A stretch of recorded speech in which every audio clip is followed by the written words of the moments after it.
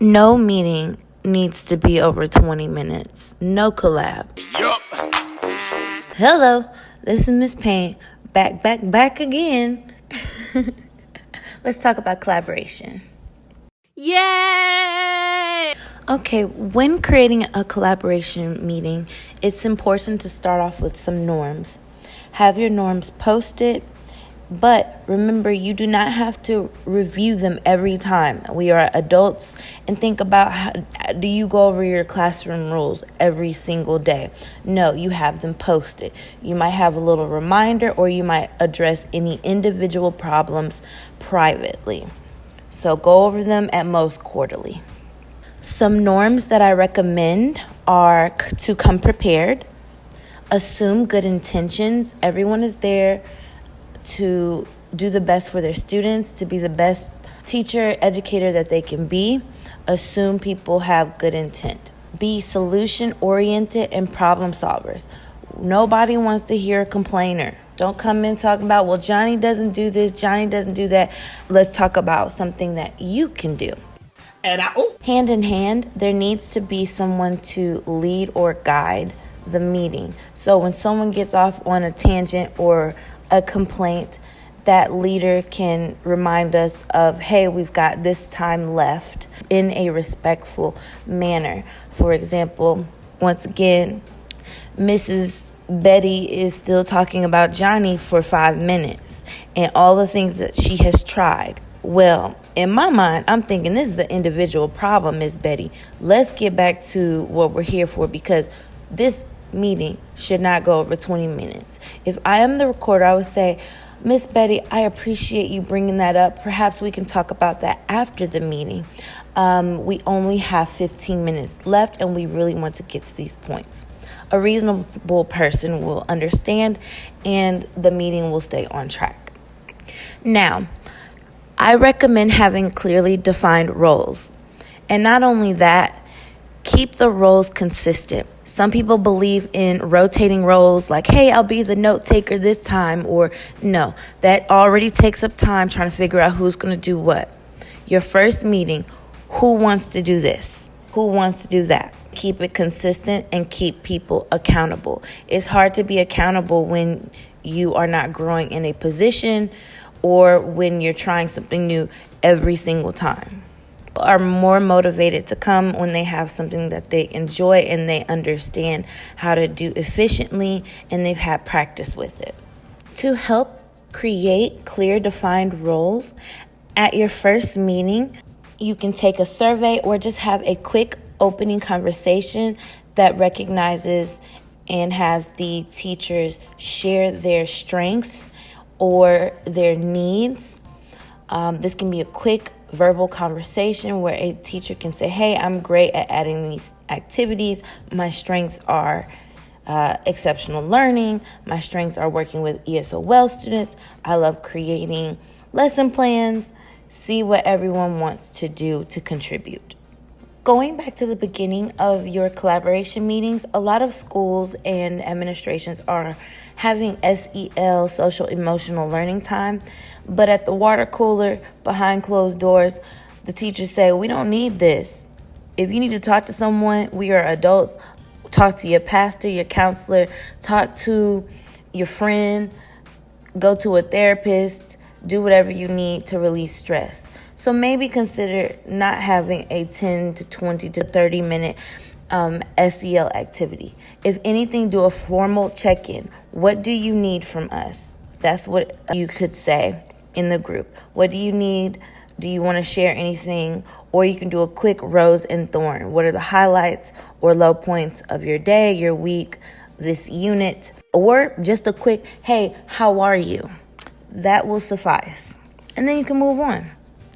Also remember, just as we may not force our students to share personal emotions or experiences, when it comes to SEL or check-ins, don't expect that from adults. Don't expect adults to tell you their whole life story. Have a schedule. At least once a month, go over data. At least once a month, go over lesson plans. When having a data talk, make it quick, specific, and use a form that is consistent and effective. The most effective tools I've used were questions that asked which questions were missed most frequently, which standard was missed the most. Also have a copy of the test and your personal class data handy. That also falls under be prepared. Also analyze student feedback. What did they say about the test? Did they respond well to the test format? What questions did they have trouble with? For example, at this district where I am located now, we use Illuminate, and there are test questions that feature the drag and drop options where you can create chronological lists. Some students are completely baffled by this.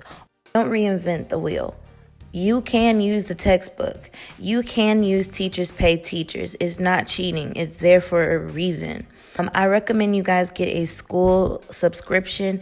If you guys don't have a school subscription to Teachers Pay Teachers, which you can follow my store at Science Remixed, you can do a pool where you buy multiple licenses of a product, which is usually $1 or $1 more or a percentage more, where it's fair to the creator that multiple people are using that resource, and then all of you all can chip in for the price. For example, I have 4 teachers. We saw a lab that we wanted to use. It was $4. We each paid $1 into it. Save the drama for your mama. Gossip, all of that talking down upon your school or the administration, on the superintendent, all of that, save it for later. Or just, if you don't have nothing nice to say, don't say it at all. Or save it for lunch on the weekend. I also want to offer this piece of advice. When a teacher is talking about a problem, do not criticize them, do not judge them, and do not preach.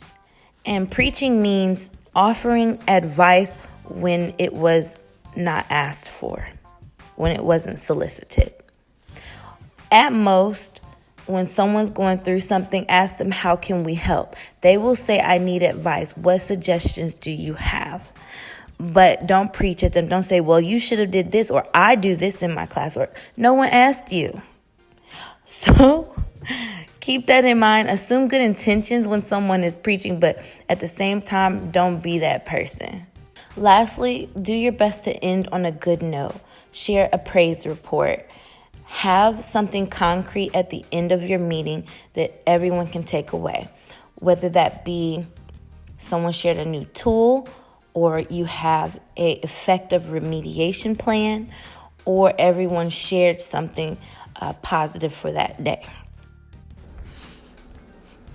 Thanks for watching. This was part 1 of I'm eating a peanut butter sandwich. Let me finish this right quick. Which reminds me, don't eat during collaboration meetings. That's not lunchtime. Lunch and learns are not cool. I mean, that's an unpopular opinion. Check out that video, by the way.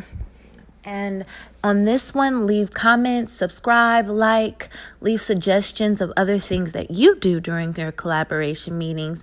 And if you want to stay tuned, I have a new video coming up about just specific scenarios I've done in the past regarding collaboration. And I have a video on teachers of Reddit. We are living single and in the 90s kind of world. I'm glad I got my girls. Keep your head up, what? Keep your head up, that's right. This life gets tough, you gotta fight. With my homegirl standing to my left and my right, true blue. It's tight like glue. We are living, hey.